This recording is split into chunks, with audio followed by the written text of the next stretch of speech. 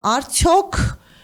ազգերի ինքնորոշման իրավունքի իրացման արդյունքում ստեղծված վարչակազմը ավտոմատ դառնում է ահաբեկչական խումբ, թե ոչ, սա է կարևոր հարցադրումը եւ կարևոր է, որ մենք այս խնդիրը կարողանանք հասցնել միջազգային հանրությանը։ Պատասխանը շատ հստակ է ու կարծում եմ պատասխանը տվել է նաեւ միջազգային հանրությունը,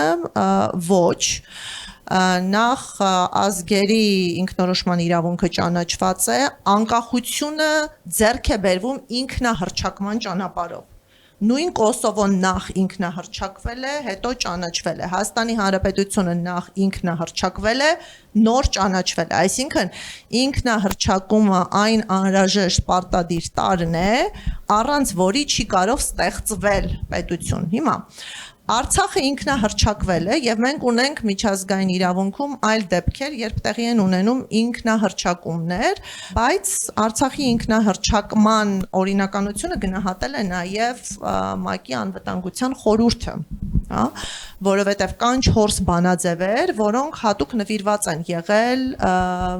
Լեռնային Ղարաբաղի հակամարտությանը եւ հետաքրքրական է, որ չի ձևավորվել որևէ մտահոգություն անգամ,